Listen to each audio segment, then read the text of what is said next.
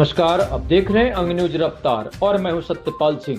पहले मतदान फिर जलपान संदेश के साथ भागलपुर जिला विधिक संघ के चुनाव के लिए आज सुबह से ही कड़ी सुरक्षा की व्यवस्था के बीच मतदान शुरू हुआ। मतदान केंद्र पर अधिवक्ताओं की लंबी कतारें देखने को मिली। अधिवक्ताओं ने मतदाताओं को अपने लोकतंत्र अधिकार का प्रयोग करने के लिए प्रेरित किया। मतदान करने के बाद अधिवक्ताओं के चेहरे पर संतोष और उत्साह साफ दिखाई दिया। सभी ने निष्पक्ष और शांतिपूर्ण चुनाव प्रक्रिया पर खुशियां जताई। अब सभी की निगाहें मतगणना और चुनाव परिणाम पर टिकी है।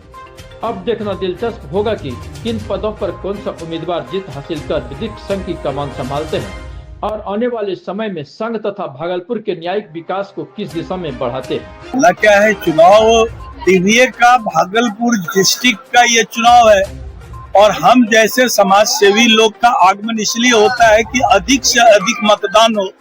जलपान के पहले हम लोगों ने आह्वान किया है कि इनका मतदान पहले हो, क्योंकि ये इंटेलेक्चुअल की संस्था है, ये बौद्धिक संस्था है और इसमें यदि ये संस्था हमारी मजबूत होती है तो भागलपुर के विकास की भी बातें इस पर डिपेंड करेगा।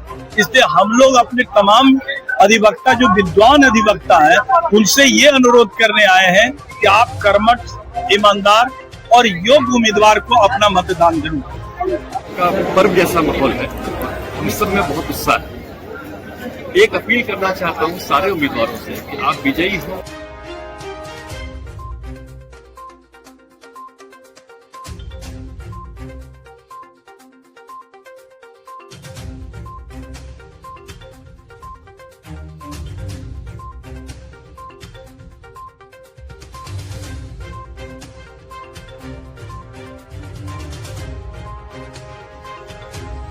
चुना है अधिवक्ताओं का।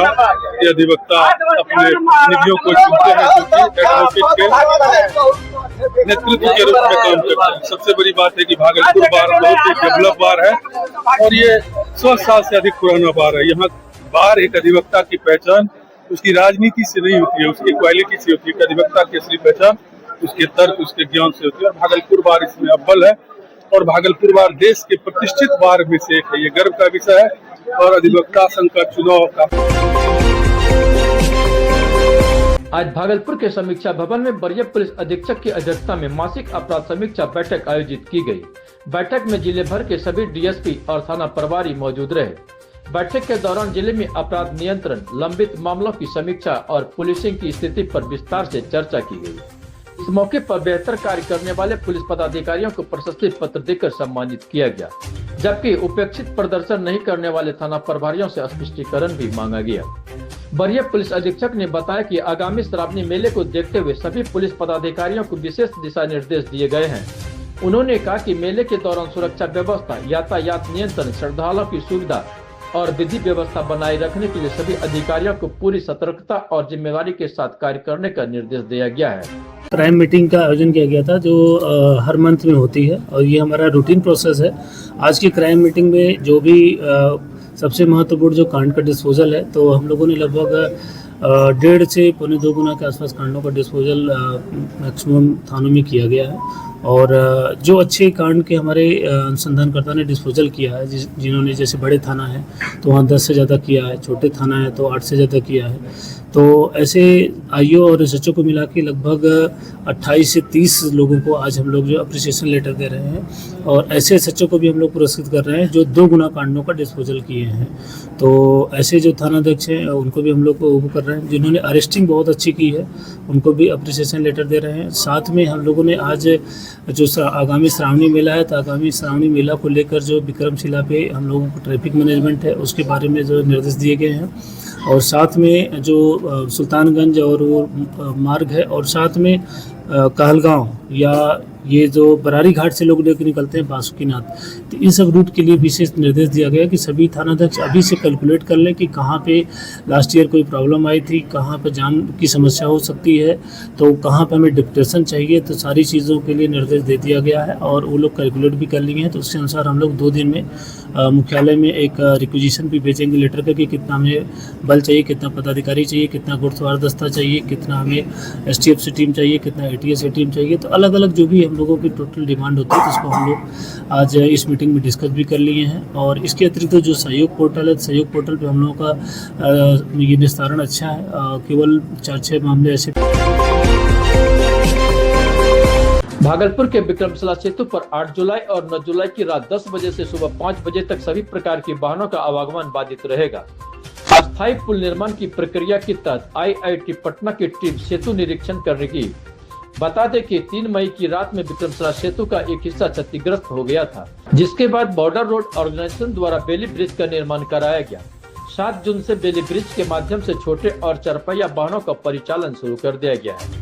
हालांकि भारी वाहनों का परिचालन अभी शुरू नहीं किया गया है। ऐसे में प्रशासन ने लोगों से अपील की है 8 और 9 जुलाई की रात्रि में आवागमन बाधित रहेगी। यात्रा करने से पहले इसकी जानकारी जरूर रखें और आवश्यकता अनुसार वैकल्पिक मार्ग का प्रयोग करें। किस तरह से इसे मॉनिटरिंग करेंगे? विक्रमशिला पुल पर आवागमन की स्थिति भी सामान्य है और जिस तरह से बैरियर लगा है उसके नीचे आने वाले सभी वाहन का दोनों तरफ से परिचालन हो रहा है। आपको एक चीज़ सूचित करना चाह रहे हैं कि क्योंकि ये तो पहले से भी आपको पता था कि ये टेम्प्रोरी व्यवस्था है, पूरी व्यवस्था अस्थायी है नहीं, तो इसी को अस्थायी व्यवस्था में कन्वर्ट करने के लिए कल और परसों 2 दिन IIT पटना की टीम आ रही है जो इसका निरीक्षण करेंगे और फिर इसकी व्यवस्था अस्थायी होगी। लोगों से एक चीज़ कहना चाह रहे हैं कि कल 8 की रात्रि और 9 की रात्रि 10 बजे से लेकर सुबह 5 बजे तक इस पर बेली ब्रिज पर पूर्णतः आवागमन बाधित रहेगा, मतलब बंद रहेगा। इसलिए आप लोग जो भी चीज़ करना है 10 बजे रात्रि से पहले क्रॉस कर जाए, इधर से या उधर से। 10 बजे रात्रि के बाद आकर परेशानी ना झेले, इसलिए आपको हम सूचित करना चाह रहे हैं कि 8 की रात्रि और 9 की रात्रि 10 बजे रात्रि से लेकर सुबह 5 बजे तक उस पर आवागमन बंद रहेंगे पूर्णतः। और चूंकि उसका निरीक्षण होना है और वो निरीक्षण टीम उस पर रात में काम करेगी। भागलपुर से एक बड़ी और दिलचस्प खबर सामने आई है। सैंडिस कंपाउंड क्षेत्र से 2 अति प्राचीन वृक्ष जीवाश्म मिले हैं, जो लोगों के बीच उत्सुकता और चर्चा का विषय बना हुआ है। इन जीवाश्मों की अब वैज्ञानिक जांच कराई जाएगी। इन जीवाश्मों की वास्तविक उम्र, प्रजाति और भूवैज्ञानिक महत्व का पता लगाने के लिए जिला प्रशासन ने लखनऊ स्थित प्रतिष्ठित संस्थान Birbal science institute of palaeo sciences से संपर्क किया है और वैज्ञानिक परीक्षण के लिए इन्हें लखनऊ भेजा गया, जहां विशेषज्ञ इनके संरक्षण, उम्र, प्रजाति और उस समय की पर्यावरणीय स्थितियां पर विस्तृत अध्ययन करेंगे। बताया जा रहा है कि इन जीवाश्मों के अध्ययन से भागलपुर और आसपास के क्षेत्रों से प्राचीन प्राकृतिक इतिहास, वनस्पतियों और भौगोलिक संरक्षण से जुड़ी कई महत्वपूर्ण जानकारियां सामने आ सकती है। हालांकि इसको लेकर जिला कला एवं सांस्कृतिक पदाधिकारी अंकित रंजन ने बताया कि यह जीवाश्म किसी पेड़ का है और यह देखने से प्रतीत होता है कि लगभग लाखों वर्ष पुराना पेड़ है। फिलहाल दोनों जीवाश्मों को जिला प्रशासन के आदेश पर संग्रह में संरक्षित कर दिया गया है। मैं प्रत्येक दिन प्रातः भ्रमण के लिए सैंडिस कंपाउंड जाता हूँ। उसी दौरान मुझे एक जगह पे जब बैठा हुआ था तो एक दूसरे जगह पे बैठने का जो स्थान था वो मुझे लगा कि कुछ अलग है, जो बाकी पत्थर या बैठने के स्थान से अलग ये दिखा।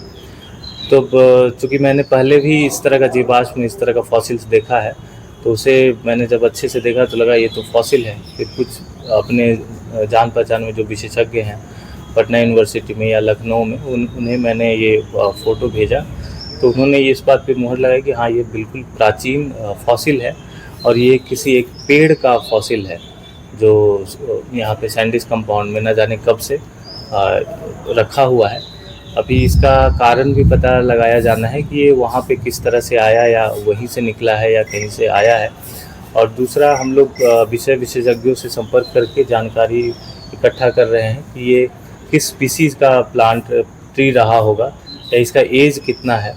इसकी खासियत ये है कि इसका पूरा जो हिस्सा है, जो पूरा व्यास होता है पेड़ का, वो सब कुछ दिख रहा है। जो पेड़ का जो भागलपुर रेलवे स्टेशन परिसर में एक झपटमार को यात्रियों ने रंगे हाथों पकड़ लिया। बताया जा रहा है कि आरोपी एक बच्चे के गले से सोने का लॉकेट छीनकर भागने की कोशिश कर रहा था। घटना को देख आसपास के मौजूद यात्रियों ने तुरंत उसका पीछा किया और धर दबोचा।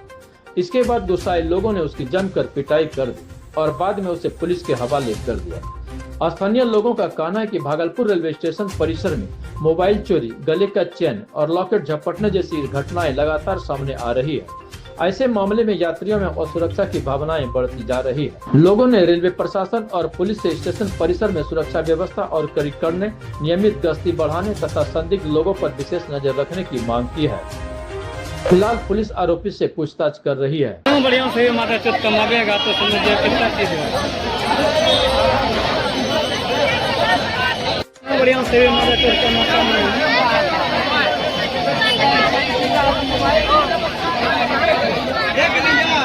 बिना पुलिस आए हुए नहीं छूटेगा ये।